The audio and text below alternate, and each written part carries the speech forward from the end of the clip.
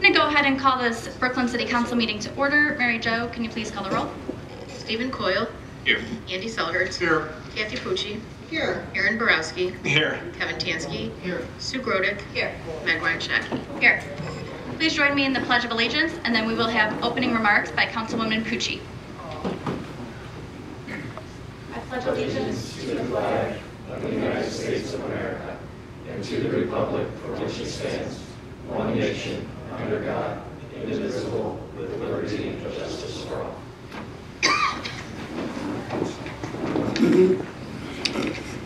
Heavenly Father, we come to you today asking for your guidance, wisdom, and support as we begin this meeting. Help us engage in meaningful discussion, allow us to grow closer as a group, and nurture the bonds of community. We thank you, Lord, for all our civil servants, police, fire, service, recreation, and senior, building, and administrative staff. We appreciate their hard work on behalf of our community. May you continually bless them and keep them safe. Amen. We do have minutes on tonight's agenda from the March 27th meeting. Does anybody on council have comments or questions? Make a motion to approve. Adopt. Second. To approve the minutes, Stephen Coyle. Yes. Andy Selhertz. Yes. Kathy Pucci. Yes. Aaron Borowski. Yes. Kevin Tansky. Yes. Sue Grodick. Yes. And then we do have a speaker with us tonight. I'll turn it over to the mayor. Thank you, Council President. Yes, Jason Nolte is no stranger to us here on City Council and these meetings. He is our representative for GPD. And so there are several potential change orders that I sent out to Council last week, 5 of them to be exact. And so I've asked Jason to come here tonight and to discuss what those are and to answer any questions that Council may have. So Jason, once again, thanks for being here. I appreciate it. If you could just go through each of those, generally speaking, and then... Sure. Okay, yes, we have, as Mayor indicated, 5 total here. What we're calling PCO number 43. The construction manager is indicating there was an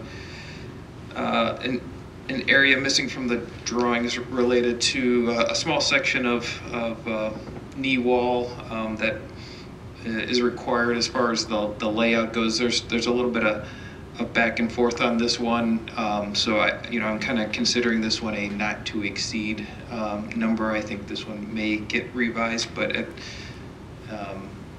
due to, I guess, the timing of it, we're going to ask council to consider at this point. The cost associated with that was $2,378. PCO number 45 were items related to changes to the electrical scope of work. One of them was related to the power for the refrigerated lockers that we have. This was relocating it at the recommendation of PD staff to the opposite side, so it's in a better protected area relative to where we initially showed it on the drawings. RFI 148 revised the power for the chambers clock. So during design, we did not have the final clock submitted at that point or completely chosen until the bidding process had completed. And so once that was actually resolved, it required a remote installation for the controls, which is what the cost associated with that portion of it is. And then the receptacle, there was some receptacle revisions or outlets that were revised as part of a design change that was made. So one of the receptacles needed to be revised in height in the armory.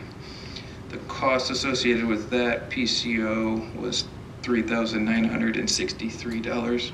Excuse me, $3,693. Yes.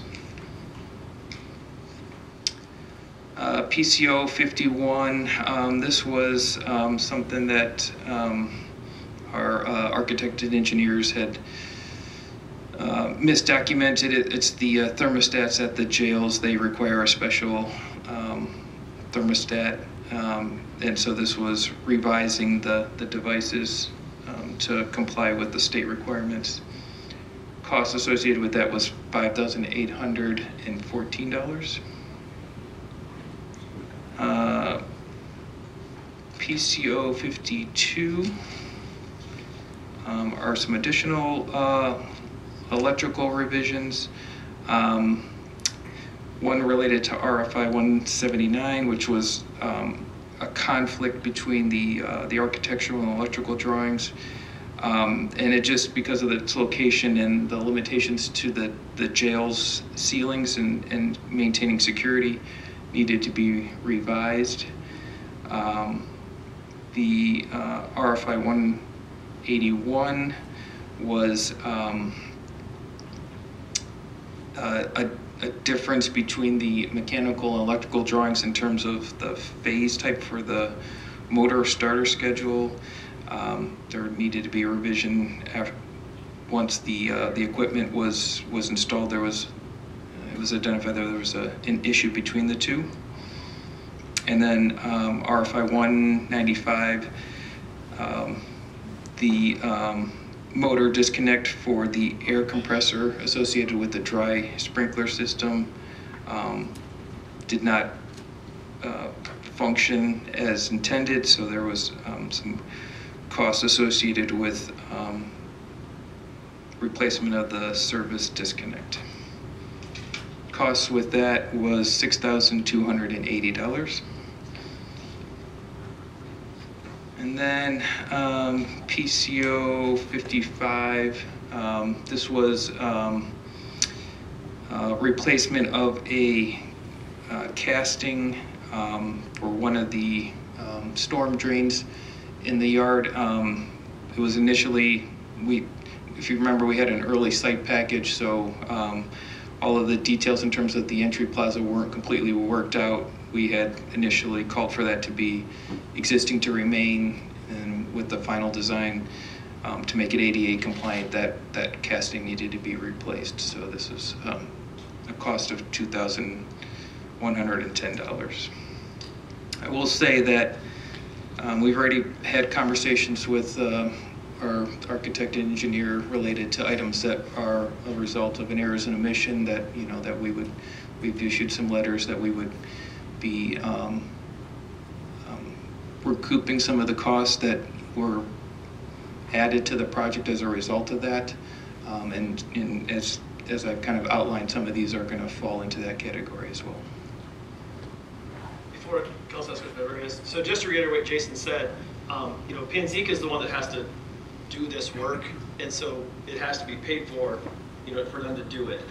As Jason mentioned, in several of these were architectural mistakes, or they missed something, and so the process is that we have a growing list of it where we then go back and send that list to the architect for essentially reimbursement or reduction of what we would pay them. And so it looks like we're spending like all this extra money, and we are up front, but a good portion of this will be reimbursed back to the city as a result of mistakes, for lack of a better term, by the architect. So it's very similar to what we talked about at the previous meeting. Thank you. Anybody on council have questions for Mr. Nolde? Yes. I don't know, it just seems like some of these should have been caught sooner, and I'm not even talking about necessarily errors or omissions, so just a comment. And Mr. Raguse, did you have a chance? I had asked for to ungroup. Yes, I did. That was sent shortly before the council meeting tonight to City Council, and Mary Jo just included on board docs for review too. Okay, so is there a reason why we didn't have that with our packet information? I work. Understood. No, Jason was off. He was on vacation for a week at the time, and then we were going back and forth on the... Okay, so I haven't had a chance to look at that since it was sent today, but I know I asked you to ungroup and indicate which ones we requested. Can you also indicate what's in dispute? Yes, there's a column in there. Okay. I'm asking how much we're asking back from Panzica. Thank you. If there's questions on Or formatting, from Bowen, I should say, I'm sorry. yeah, there's questions on formatting, let me know and I can add information if need be. Okay, thank you very much, Jason. I just got, Yeah. Jason, out of all these little different things that I hear, well, we got a 20-year warranty we can come back to every time something's messed up? There's various warranties on products that we have. We have a 1-year workmanship warranty with the contractor, and then the elevator itself, I think, had a 2 or 5 year. I'd have to go back and check that. But otherwise, material-wise, workmanship, labor. So anything within the first year, if we come across something, that's under warranty. Then otherwise, it becomes a manufacturer's warranty, that we would, if the product itself is not performed as it's intended to, then we have those type of warranties that we can execute on the project. So how do we get that 1 year extended out? Would that be under a Jason warranty? I don't think we offer that one.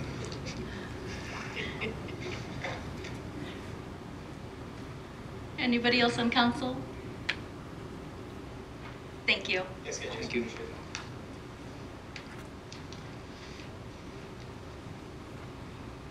At this time, we will have the first public session. If anyone in the audience has anything to say pertaining to an item on the agenda, please step forward, state your name and address, and you will be recognized. Please remember to keep your comments to 5 minutes or less.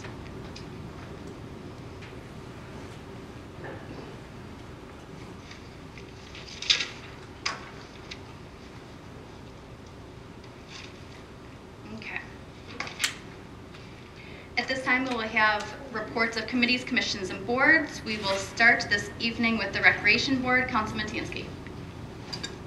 Thank you.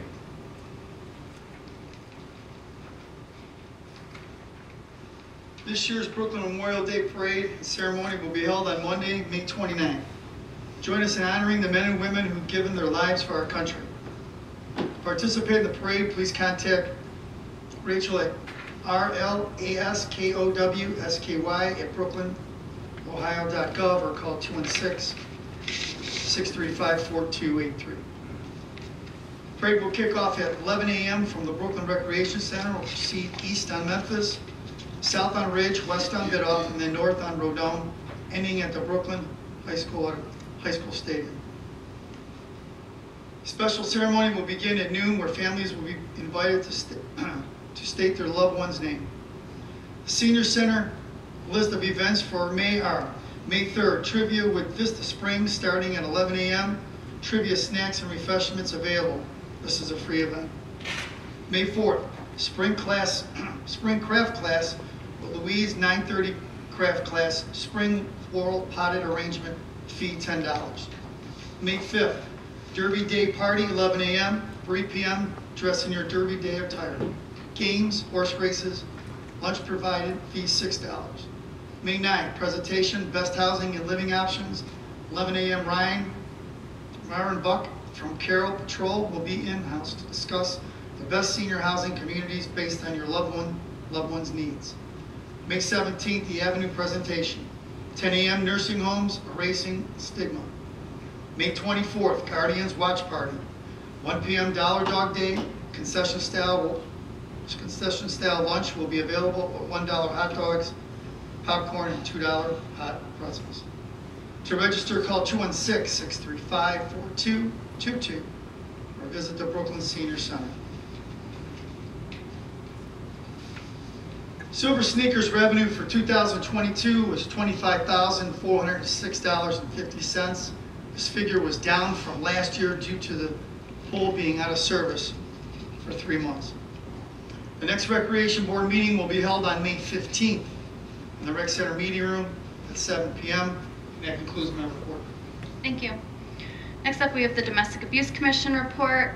April is Child Abuse Awareness and Prevention Month. In recognition of this, we will have a speaker at our next meeting from Starting Point regarding the It Takes Heart campaign. We'll be meeting on this Wednesday, April 26th at the Brooklyn Library at 6 p.m. Mary Beth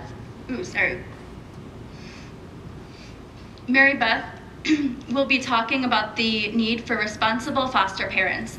I encourage all of those who have thought about fostering or know someone who would make a good foster come out to this discussion. And I do also want to thank the Brooklyn Library branch manager, Kathy Sullivan, and everybody else at the library, including Alex and Sarah, who helped us with the take and make craft of pinwheels in recognition of the Child Abuse Awareness and Prevention Month. With this craft, they also had information about child abuse and resources that are available, and I was happy that we were able to partner with them to get the word out to the general public. Next up, we have the Board of Zoning Appeals and Planning Commission report. Thank you. First, I'll do my Planning Commission report. There was no April meeting, and there will be no meeting in May due to lack of requests. And the Board of Zoning Appeals met last week, April 20th, to approve one request from Masserino Landscape and Design for a 52 square foot variance to the allowable 144 square foot for an accessory structure for a 14 by 14 pavilion at 4120 Parkside Drive. The next meeting for the Board of Zoning Appeals will be May 18th at 6 p.m. And that concludes both those reports. Thank you. Next up, we have the School Board Liaison, Councilman Borowski. Thank you. This past Wednesday, the State of the Schools event was hosted by Superintendent Ted Kalaris. This was the third edition of this event. The goals of the day were to showcase the strategic planning process of the school while also putting focus on strategic areas such as community engagement and communication, academic growth and achievement, career and college readiness, and other matters. The event is watchable on the school's social media pages. Some of the focus areas spoken on that day were to increasing the district enrollment trends, working with students earlier in the process of creating career pathways while working with Polaris Career Center.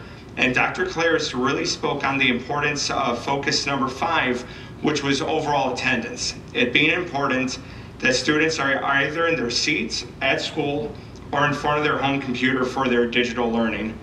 He also spoke on some of the finances and capital improvement plans the school is engaged in. Again, the video is on the school's website and the social media pages. May 2nd is the next meeting in the Treasurer's Conference Room, and that concludes my report. Thank you. Finally, tonight we do have the Committee of the Whole. We had several guest speakers. The first was Tom from Benke, who came and gave a presentation about the master plan for Veterans Memorial Park. Also, we had from Kent State University, Mark Lieberger and Brian Yim, who presented the results of the recreation facility survey that the city recently did. Both of these presentations were recorded and will be up on the city YouTube page, so I encourage residents to watch those very detailed presentations. Additionally, Director Abruzzi did give an update on Ordinance 2023-10 regarding the new recreation coordinator position, which is on the agenda tonight. So I'll give a little bit more detail about that when reading into the record, as it is just on first reading. Committee of the Whole typically starts at 6:15. We did start tonight a little early at 6 o'clock. Prior to regularly scheduled council meetings, all are welcome to attend. We will now have reports of council. We will start this evening with Councilman Coyle. Thank you. Good evening, everyone. By now, all residents should have received mailers regarding the proposed zoning changes that are on the ballot May 2nd. The city will be hosting an information session 1 week from today, 6:30 to 7:30 p.m. at City Hall.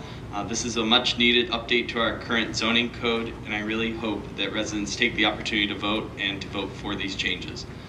Tonight we heard a presentation from Kent State regarding the Recreation Center survey. I had the chance to read through the very informative and very long report last week. I, for one, was not surprised to see how highly the residents and non-residents ranked the importance of our ice rink. Growing up in a hockey family, we spent a lot of time across the street. If and when we begin discussions to eventually update the rec center, I would really like to see a plan that involves the rink. Lastly, the mayor had asked us a question last week about what should go behind council in the new city council chambers, and the official city seal came up. For those who may not be aware, the new B logo is not our city's official seal. The one pictured on the wall behind is still the official seal. I know this has been a point of conversation in the community, as many were unhappy, feeling that there was no feedback or input solicited from residents when that logo was created. A couple council members, including myself, have requested that we look into hosting some sort of resident design contest for updating the official seal, and I'm hopeful that this administration under Mayor Van Kirk will work to execute it. That concludes my report. Thank you.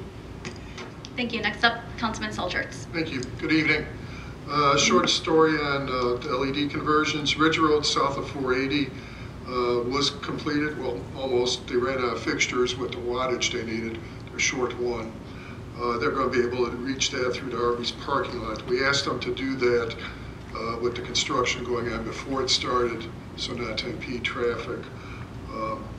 As I've said before, this has been a tedious, slow, and kind of ugly process the whole time. Laurel Garden Club had their first event last Wednesday at the library. 36 people showed up. A nice group. Thank you to all those that attended. There is still one more, Native Plants Rugged Easy Care Survivors. It's going to be on May 17th at 7 p.m. at the library. There is space for 75 people. There's about 45 people that have signed up for it already. Cleanup dates for Keep Brooklyn Beautiful are up on the volunteer.kab.org website. Thank you to the handful of volunteers that came out this past weekend. Kind of a little bit sloppy weather. I wasn't able to attend, Meg was, but thank you for taking some pride in your community. If you need community service hours for students, please see us. We can take care of the paperwork for you.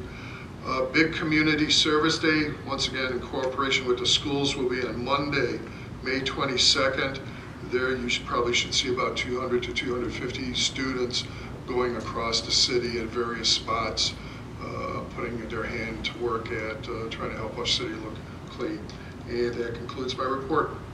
Thank you. Councilwoman Pucci. Thank you. Good evening. Just a reminder that the Big Creek cleanup is this Saturday, April 29th from 9 a.m. to 12 noon, and our Brooklyn location is behind the fire station. Just a couple reminders, please dress for whatever the weather is that day. Boots or work shoes are recommended. No open-toed shoes.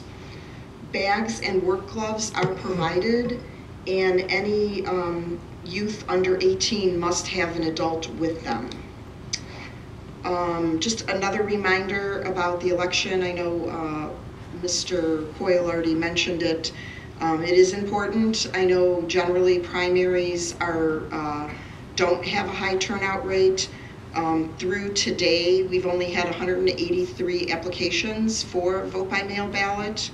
And just a reminder, if you are still looking to vote by mail, the deadline to get that application in is tomorrow at 8:30 p.m. That's Tuesday, April 25th.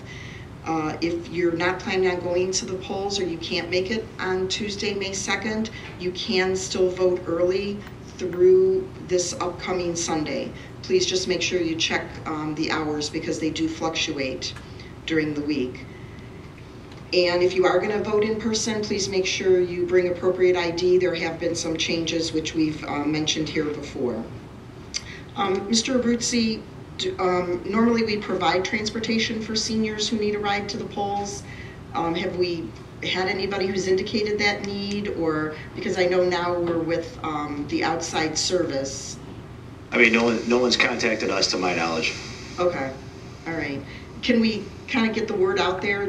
I mean, I think it's important that we have the seniors turn out. Yeah, we could certainly contact the seniors, see if anybody's interested, and also STC to see if they do this specifically, sure.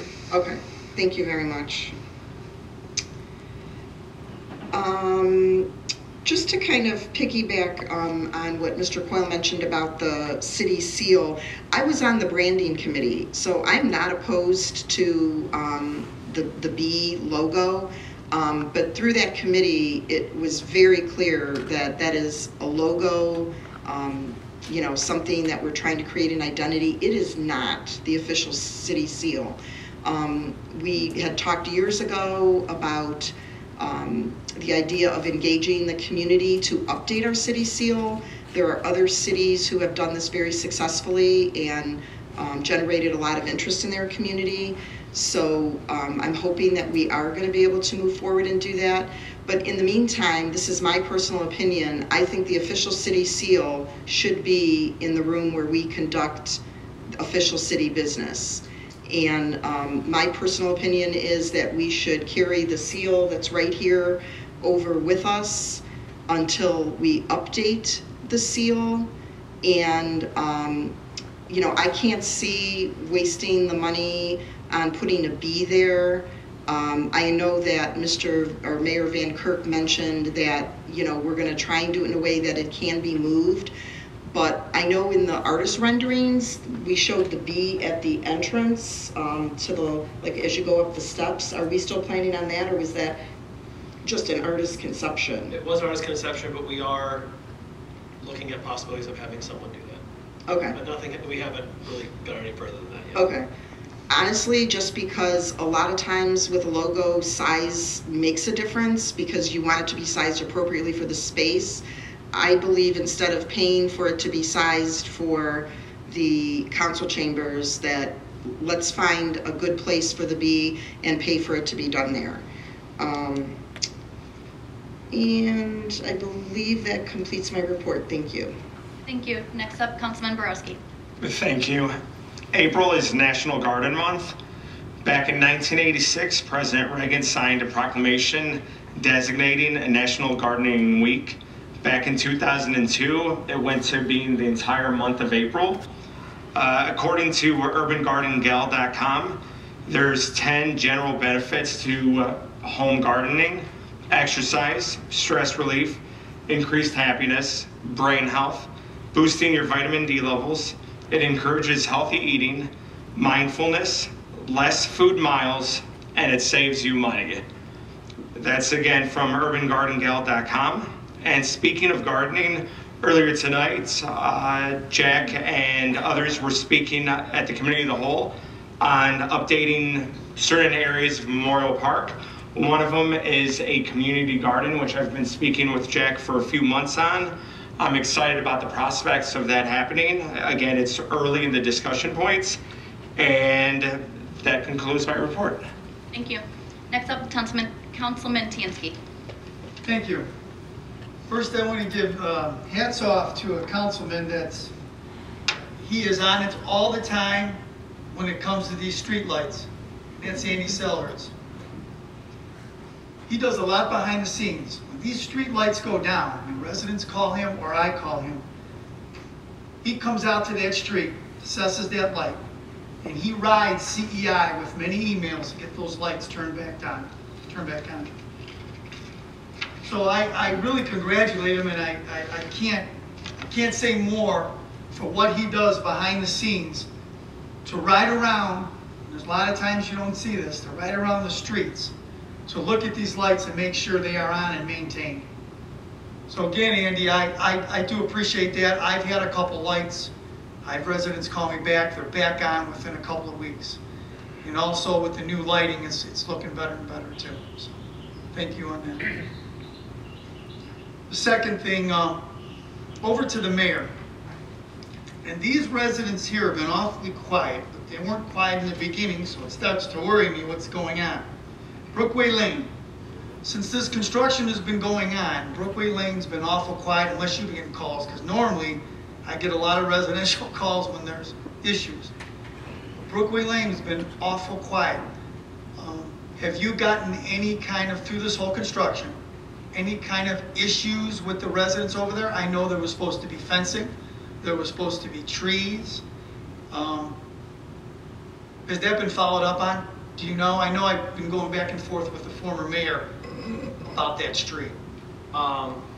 It's two questions. Yep. One, I have been in contact with a couple of residents that actually had issues with utility lines that are low hanging, and we're working with, actually we believe they're AT&T lines, and so we're working with them to get those corrected. They're actually being held up by the trees that were taken down over there, which is not the best. In regards to landscaping you're talking about, this way, that is part of the scope of this project. It's already been budgeted and will be forthcoming. Okay. Everything as Other far than that, as, I have not heard anything else from no you. water issues, nothing being, The one, thank you, the one resident did have an issue with water.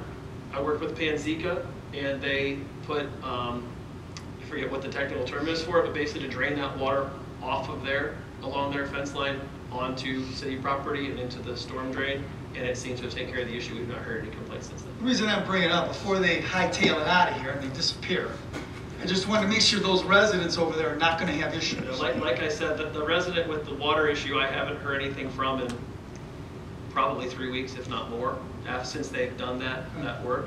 I actually stopped by a resident's house last week in regards to the lines, and actually with Andy's contacts on those poles, we've been working to get that done. The landscaping, well, like I said, it will take place. It looks terrible now, I understand that, but it will take place shortly. Okay. Yep. The one resident with the water problems still is kind of like an ongoing issue. It took a while, but as the mayor mentioned, that's pretty much resolved. We had another issue today. That's going to get resolved. There's the lines actually with the low hanging. The people that we talked to with the Department of Commerce, they're getting on all the utilities to come out to clean everything up. It's not even AT&T or Breeze, not just like everybody back there. Just in general, yeah. Yeah. I think what happened was that you had some older trees that were there that were basically serving as extra holders for those lines, and now that those trees are gone, they're showing that. Well, the reason that is was when he said 1 year warranty, you know, when it comes to all that stuff back there, I don't want residents coming later on and saying, hey, you didn't do this and you didn't do this, and now we got to go grab them and get them back over there and do it. You know how that's going to be. Well, the lines are not Panzica's responsibility, but you know, the low-hanging lines, it's the utility's responsibility, so we are on top of them to make sure they get that taken care of. Okay. That concludes the report. Thank you. Next up, Councilwoman Grodick. Thank you. Just a few things. I was in one of the 36 people in the audience last Wednesday for the Laurel Garden Club and the Friends of Brooklyn Library presentation, and I walked away with two things that were foremost in my mind. First is, I can't wait until we have a new library with true meeting facilities for us. While it was nice to be in there, it was very obvious that we were in the children's homework area. So it will be so exciting to have the library there, or here where we sit right now. And second is, you know, last summer we started seeing our activities in Brooklyn start to pick up again with all of the things we had going on outside. And it is just so refreshing to see our organizations pick up indoors now. As Andy mentioned, there's another program with the Laurel Garden Club and the Friends of the Brooklyn Library next month. The Historical Society is going to begin their monthly meetings. We received these pink postcards. April 26th at 7 p.m. will be their first general meeting in a very long time. As our organizations try and pick up, so many of us, and me certainly one of them, have gotten a little disengaged from these organizations and the annual activities. I know it's going to take a little bit of effort on my part to put these things back on my calendar, back in my mind, get up off the couch, leave the house, even on cold, rainy days like today. And I hope you will join me as I recommit to the organizations and the activities that we have in Brooklyn. That is one of the things that makes our community a true community. And I know that the organizations need our support, they need our patronage, they need us as their audience in order to keep these things, or to put these things back on their calendars. So I hope you will join me not only this summer, but in the fall when things go back indoors in our many, many community organizations that are here. That ends my report. vote on May 2nd or before. I voted in person, sorry, I'm taking that back. I voted in person, I've talked about voting in person early before. It is so easy, get off on Chester. It's 2 right-hand turns, the parking is right there, you walk right in, you vote, you walk right out. I literally, when I voted, was the only person in the whole building voting. It was very painless. We live so close to the Board of Elections office, it's so easy to get to. I encourage you between now and April 30th to look on the County Board of Elections website and see when early voting is. Truly the way to go, in my opinion. That really concludes my report. Thank you. Thank you. And just piggyback off of you a little bit here. I did want to mention that I do also encourage all residents to vote in favor of the zoning district updates that are on the May 2nd ballot. This has been a discussion, a project that's put a lot of hours into, a lot of residential input, and it is really something that will help move Brooklyn forward. So I do encourage you to vote. I personally like to vote on election day, walk down to the senior center and cast my vote, but however you vote, I hope that you do go out and vote on May 2nd. And I do have a handful of different thank yous that I really want to publicly acknowledge. The first being thank you to the other 7 dedicated volunteers who came out on Saturday, which was Earth Day, in our kickoff for the community cleanups. It was cold, it was wet, it was a little miserable at points, but it was a good time. It was really nice. We had a mix of returning faces from previous years and new faces, and so we did get 8 very, very full bags of trash along Brook Park Road, a lot of car parts from various accidents or stuff that comes off of semi-trucks. I don't know, but a lot of metal heavy stuff. I promised those who were first-time volunteers that the cleanups are usually a lot more fun, a lot more dry, so I encourage each of you to come again this season. Thank you to Maria and Rachel from the Recreation Center for putting together the polka band event just last week. Going off of what Sue said, it was nice to see so many people at this event, and I'd heard a rumor, I don't know how true it is, Jack, that only 20 people had signed up, but there had to have been 40 to 50-ish people there. It was a great event, a lot of dancing and listening to music, and really from my conversations with the residents, they really seemed to enjoy it, and a lot of them, I know you guys had flyers about future events going on, and they talked about coming out to those as well. So talking about really engaging, coming back out, being in person, just really fits with what Councilwoman Grodick said. So thank you to you and your staff for putting that together. Also, I know it was mentioned as well with the library event, Councilman Stolchertz and Brooklyn resident Sue from the Friends of the Library put on a wonderful workshop on the colors of the seasons.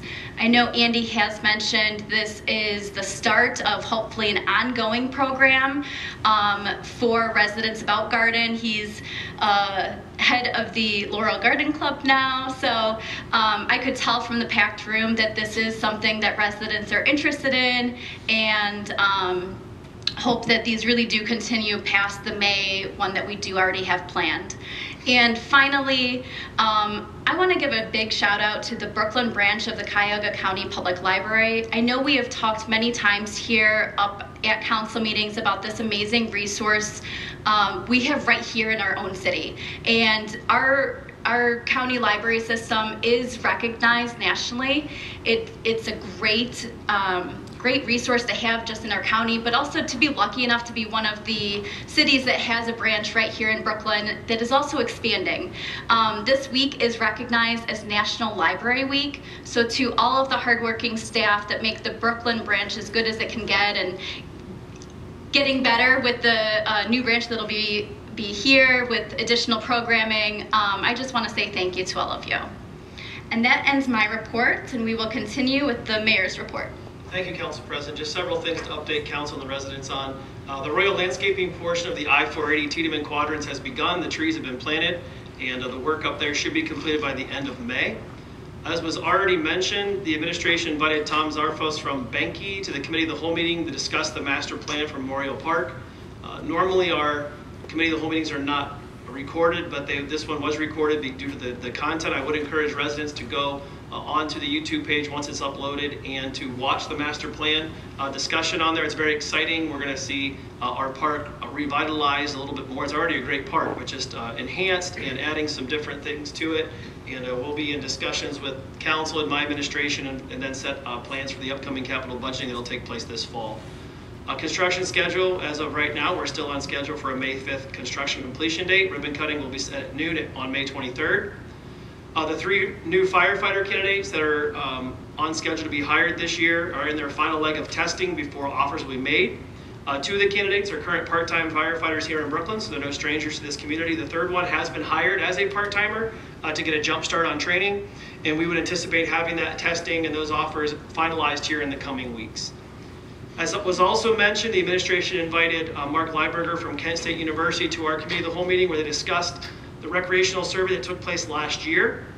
There's a lot of information inside of this, but again, that was part of the committee of the whole, so I would encourage residents to watch that. And their goal behind this was to see or to make recommendations for steps moving forward, not even necessarily recommendations, but just kind of showing what was important to both residents and non-residents, all the stakeholders in our recreation center. And as a result of that, we'll be working with council and my administration to, again, put forward some plans that will be set forth again for our upcoming budget meetings that will take place this fall for future years. As residents are aware, phase 2 of the Ridge Road construction began on April the 17th. The east side of Ridge Road from Brook Park to Flowerdale has been closed. All the northbound traffic has been shifted to the southbound lanes, and that project should be completed sometime in mid-August. Prior to the work that's taking place on Brook Park Road reaching Ridge, and that's the plan right now, and hopefully that will stay the case. The Civil Service Commission met on Wednesday and certified the list of 12 candidates who passed the police test. Individual results have been mailed to these candidates. The police chief will decide on next steps. The plan is to hire 2 police officers from this list. Also during the committee of the whole meeting, Recreation Commissioner Abruzzi laid out the administration's plan for restructuring the senior center and the recreation center staffing. If this new position is adopted by council, the senior center recreation center will operate under the same umbrella. This will allow for greater efforts to enhance enrollment in both facilities. It will also allow for additional programming opportunities, better coordinating and running those programs. It will also allow for new utilization at both facilities. Again, the goal is to enhance what's already taken place at both these facilities and improve on it. The new position of recreation coordinator would be established. There would be 2 of these positions. One would coordinate at the rec center, the other at the senior center. However, they would be cross-trained, and it really would be a team effort, really grouping those 2 facilities together. Once everything is established, this will, as it sets right now, will actually be a cost savings to the city, as well as an enhancement to both facilities.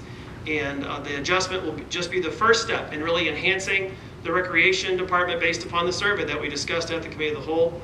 And I want to thank Mr. Abruzzi and his staff for the hard work that they've done ever since Kathy left at the senior center. They've worked tirelessly to continue the programming over there, to enhance the facility. They've already opened up spaces that hadn't been used in quite some time. Meg already mentioned the polka dance that took place this last week. I was able to go out there for a while as well, and they really did a great job with that. And so it's encouraging to see the senior center moving forward along with the rec department. As Andy already mentioned, the LED street light replacement plan is moving forward, slowly, but it is moving forward. So again, thank you to him for that. The exterior home repair grant program is currently running now through May 19th. Eligible residents can receive up to $3,000 for exterior repairs and improvements. The application can be found on the city's website. The response has been very good so far. We have over 50 applications for this, which is good news. Now is a great time to apply for that grant as the weather starts to get nicer. On some new items, Benke, which is the same group that did the master plan for Memorial Park, the administration has asked them to give us a proposal for doing a master plan to complete the Kingdom Trails down in the Kingdom part of our city, a proposed dog park, as well as upgrades to Brock Park. And we just received that proposal from them today. I'll be reviewing that. Of course, we'll keep council apprised of next steps. All of those upgrades are part of the master plan, as was the Memorial Park master plan for this park. But the overall master plan calls for several of these things as we continue moving forward and making progress on that. The indoor pool skylight replacement project will begin this Wednesday, April the 26th. The pool will be closed for 1 month from April 26th to May 26th. That's the indoor pool, to replace the skylight. The entire roof, other portion of the roof will be replaced later this summer. That should not affect the opening of the pool. The turn lane construction from Memphis to Tiedemann is scheduled to begin on June the 5th. That start date is largely contingent upon CEI getting their poles moved, which, as we've already discussed a couple times tonight, can be a little bit of a headache trying to work with them, but hopefully we'll be able to get those moved to get that turn lane under construction. The pre-construction meetings for the entire city street road program, as well as the relocation of Memorial Plaza, will be set up this week. Bids have already been received and accepted for these projects and would expect them moving forward here very shortly. The bid for the Memorial 1 field renovations, which is the baseball field at the upper part of the park here, the bid will be advertised excuse me, on this week, the 27th, May 4th, and then the bid opening will be on May the 12th. I was happy to attend the State of the Schools address this last week. Dr. Caleres did a very nice job laying out all the enhanced programming and the steps moving forward in the district. He will be at our next council meeting to give an abbreviated update of the State of the Schools address at that time. Just a reminder of those about the increases that are coming from First Energy. We are a no-pet community, so you should have received an opt-out letter in the mail. If you choose not to opt out and stay with no-pet, your electric rate will be 6.45 cents per kilowatt hour. You can also go to Apples Ohio to find other rates as well. But whatever you do, if you decide to opt out on NOPEC, make sure you do get a alternative to the First Energy rate. That will be between 10 and 12 cents per kilowatt hour, which is about double what you're paying, what is being paid right now. This Friday is Arbor Day. I'll be hosting the third grade students from all three Brooklyn schools, Brooklyn Elementary, St. Thomas More, and Heritage Christian School, right here in the pavilion to mark that day. We'll meet with the city arborist in the park. We'll plant a tree and also give a student a tree all the students a tree to take home and plant for themselves. So if you're able to come out, that's at 10 a.m. This coming Friday. Lastly, the zoning information meeting was mentioned a couple times, but that will take place right here in City Hall next Monday, May the 1st from 6:30 to 7:30. I've already fielded several emails, quite a few phone calls, and actually had a couple residents come in and talk to our staff directly about the zoning. From everything that I've heard, people are very excited about it and are grateful to understand this and see that we're moving forward. And so I welcome those who still have questions to either to reach out to the administration or to come next Monday to City Hall for that discussion again at 6:30 to 7:30. And lastly, a family member of Mr. Murphy, Chief Murphy, that came to me after the Committee of the Whole and wanted to thank City Council as well as the administration for lining the streets of Memphis Avenue for the funeral procession. They were very touched by that. He didn't want to be on TV, but he wanted me to pass that along to everyone here. And that's all I have. Thank you. Thank you. For Director's Report, we do have one report this evening. Director Raguse. Thank you very much. Just one item for me tonight. Just a brief overview of the general fund financial report through March. On the revenue side, overall revenues are 26% of the estimated amount and 19% more than prior year. The revenue, the overall revenues of 26% of the estimated amount through the first quarter, that's the biggest indicator as we have concluded the first quarter as far as how we're trending overall from actual to budget. So we are on pace to meet and exceed our revenue estimates that we set out during the budget process at this point. On the bottom half of the income statement, commitments are 39% of the estimated amount of the budget amount and overall 12% more than last year. Income taxes, we have received our income tax distributions from RETA for April. Overall, distributions are 7% more than April of last year. Withholding counts for a gain of $95,000 or 5% higher than prior year.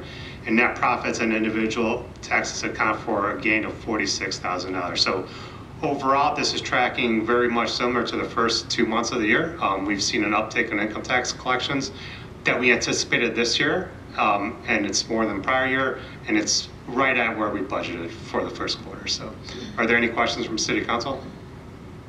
Okay. Thank you very much. Thank you. We will now move on with legislation. We do not have any under old business. We do have two things under new business tonight. First up, we have Resolution 2023-13. This is on first reading, but administration is looking to pass by suspension of the rules due to timing.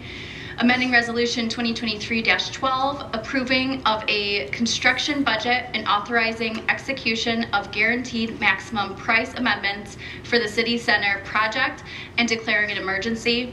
And the new amount for this is $25,099,463. The increase for tonight is $20,275. And Jason Nolde did go over these changes at the beginning of tonight's meeting. May I be recognized? Yes. We are asked to pass by suspension of the rules, obviously, because we need to get this work moving. And I also want to reiterate the fact that we are paying this up front, but a large portion of this, as well as other portions of the GMP increases from the last 2 meetings, will be reimbursed from our architect. Introduced by all to suspend the rules. Second. To suspend the rules, Stephen Coyle? Yes. Andy Selhertz? Yes. Kathy Pucci? Yes. Aaron Borowski? Yes. Evan Tansky? Yes. Sue Grodick? Yes. Meg Ryan Shaki? Yes. To adopt, Stephen Coyle? Yes. Andy Selhertz? Yes. Kathy Pucci? Yes. Aaron Borowski? Yes. Evan Tansky? Yes. Sue Grodick? Yes. Meg Ryan Shaki? Yes. And on first reading tonight, we do have ordinance 2023-10, establishing the position of a recreation coordinator. And the mayor did actually go over the reasons for this in his, this new position in his report tonight. At this time, we will have the second public session. If anyone in the audience has anything to say for the good and welfare of the city of Brooklyn, please step forward, state your name and address, and you will be recognized. Please remember to keep your comments to 5 minutes or less.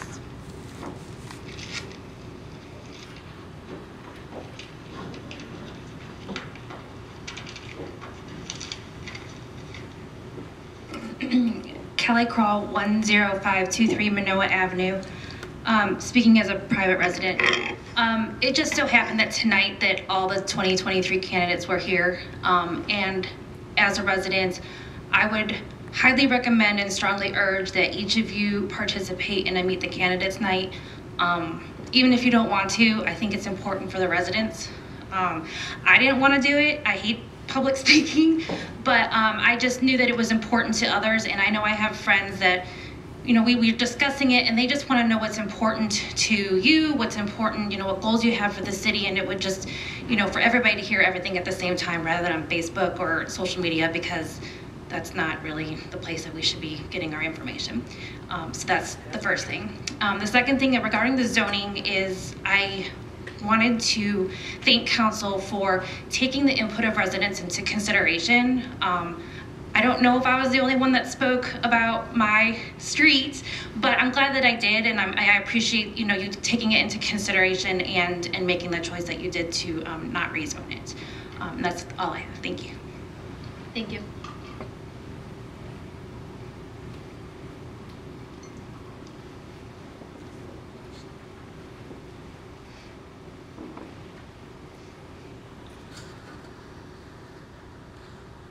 Good evening, everyone. Victor Ardito, 7439 Outlook Avenue. Regarding the new city hall and the pits, you know, you mentioned before the last time the person is part-time.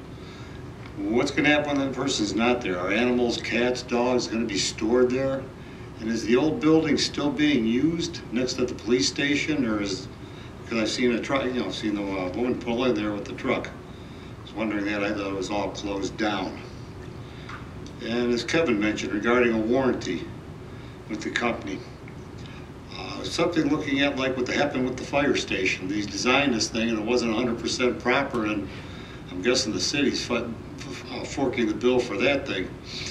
And how is our 480 landscaping and that going? And are we taking care of all 4 sections, the on-ramp, 2 on-ramps, the 2 off-ramps where all those trees are and things? And is that going to be subletted out, or are we going to hire somebody to do this? So makes the best work of our tax dollars. Thank you.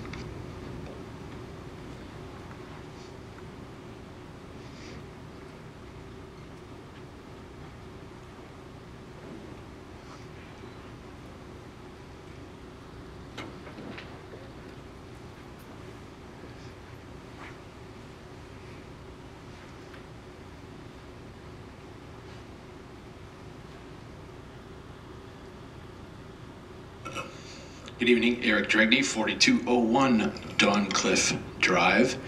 Just wanted to piggyback off of the event that happened with the polka dance, and wanted to just let everybody know that on tomorrow, actually, April 25th at the Senior Center from 7 to 9. The Danzola Orchestra, which is a group that's been in the Cleveland area for 60 years, will be rehearsing at the Senior Center, and it is open for the public to come and just check out our rehearsal and enjoy the music. And obviously a free event, and I want to thank Rachel and Maria and Jake working with the Rec Center for giving us that opportunity. We got the chance actually last month to do it, and everybody in the band really enjoyed being at the Senior Center and asked if we could continue. So we're working with them to offer some free entertainment here in Brooklyn. That's all I have.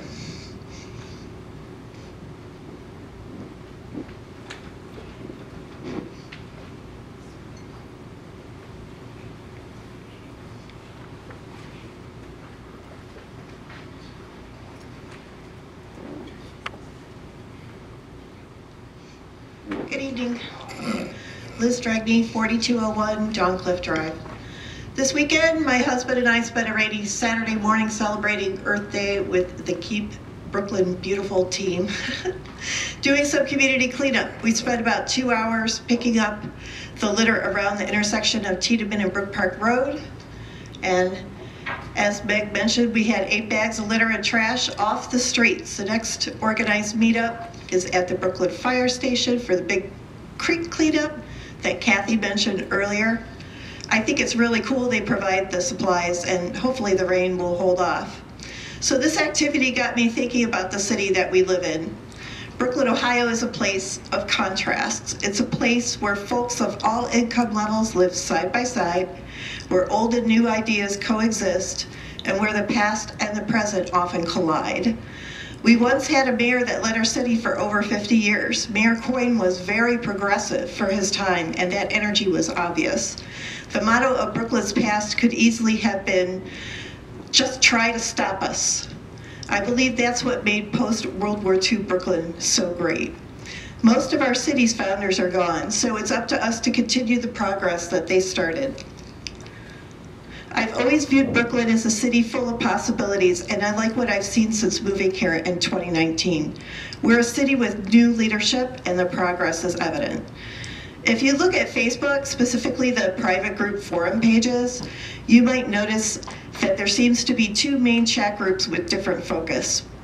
One Facebook group is a free-for-all of negativity.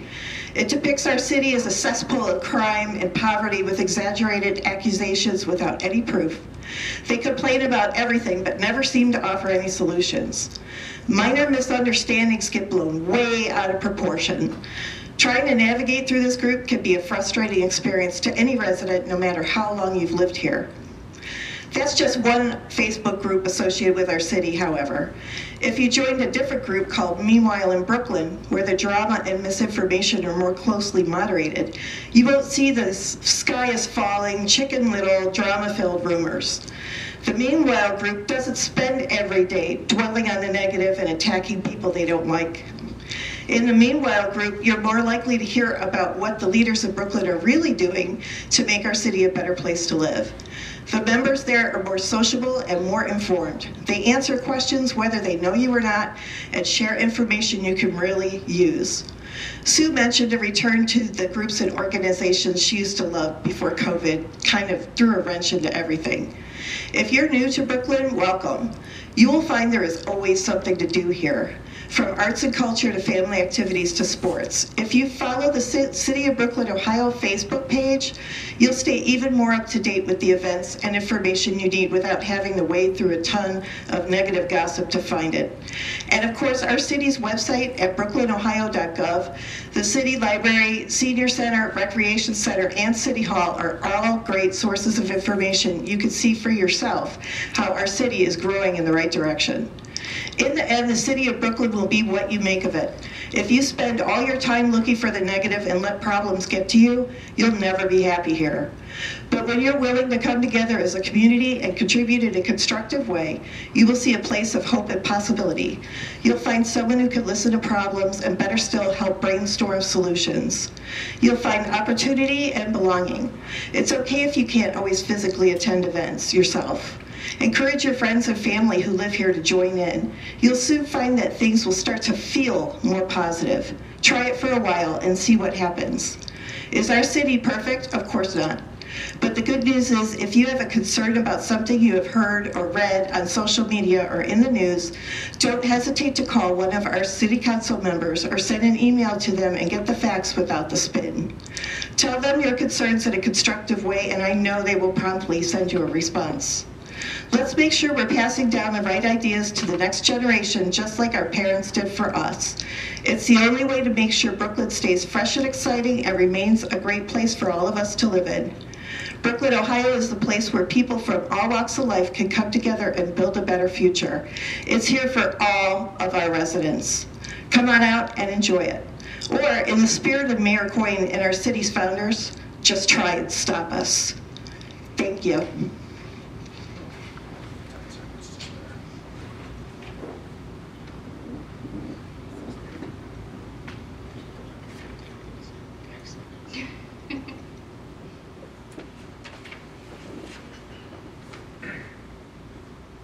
Anybody else for public session?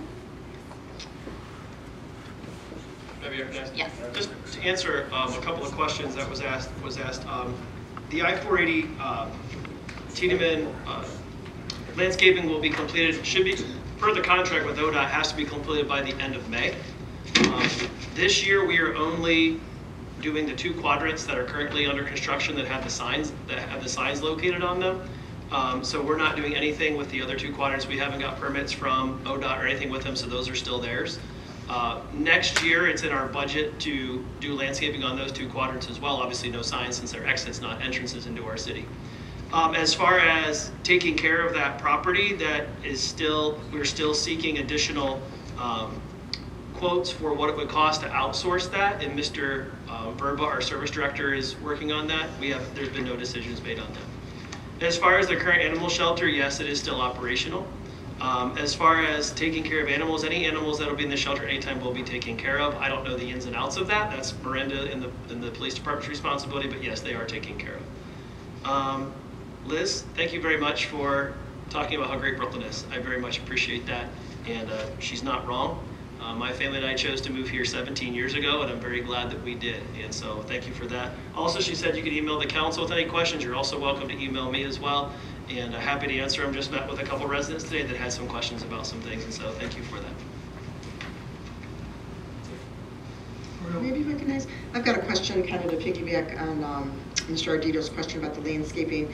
The trees, do we have provisions to water them, or the new trees, are they going to need watering to make sure they survive? Yes, that's part of the quote that we're getting, but in the meantime, we'll water them ourselves or possibly put gator bags on them. Okay. And we'll be monitoring those bags if that's the way we go, to make sure they're filled with water? Okay, because I know there were some issues with some of those in the past. Okay. Well, I mean, we do the best we can with what we got. Oh, I know. We have limited resources, but we don't want to see the trees die. Thank you. Yeah, real quick. Well, Mr. Ardito had another valid point when it came to this warranty. You see what happened with the fire station. I believe the directors, I believe council, and I believe the mayor need to watch everything that goes on in that new city hall when there's issues, because we're going to be stuck with another bill down the line. After his 1 year fades away, it's going to go roll back on our taxes again. So, Ron, we really got to... I understand. Obviously the fire station was 16 years ago. There were corners that were cut, and that there's no doubt about that. We've not done that with this facility. So Mr. Verba right now is working on obtaining service contracts for all the different venues inside of there for that. And of course there will be a bunch of punch lists that we go through to make sure everything is done. And then like Jason said, we have a year. When you see Jason come to this microphone with all these issues of this is got to get done, this has got to get done, this is got to get done. Well, I mean, yeah, but these are just part of the construction project. That's not actually, it's not like they did something. Yeah. No, I get it. It's just, you start to wonder and you start to think. I get it. Just like anything you make a big purchase on, you got Gotta follow them through. You gotta look at everything and just follow them through. Okay, that's it. Anybody else? Yes. Just one more time, sorry. We also still have our part-time kennel manager, don't we? Yes. Okay, I want to make sure Mr. Ardito knew that we have a part-time kennel manager. And just on another topic real quick, we all appreciate what Mr. Selschutz has done with the street lights, but can you double check with Chief Milky that that's one of the things the police used to always do, because they're riding around at night, like all night, like noting which ones are out, because they should also be helping in that effort as well. I will double check, but I'm fairly certain they still do that. Okay. Andy usually catches it before he does, but they do, so. They do. Yeah. If you see a pink tape on, then it's been marked either by demo being. Yeah. And do they stop and get the number, the police? I'm not sure what they Okay. Yes, I believe they Okay. Call it in, they take a poll number. Okay, good, thank you. We're good. Okay, and just, I want to thank Mr. Abruzzi and Mrs. McGinty for all your efforts, both with the survey and the draft of the master plan. I know a lot of work went into that, and I think we have a jumping off point. So thank you very much.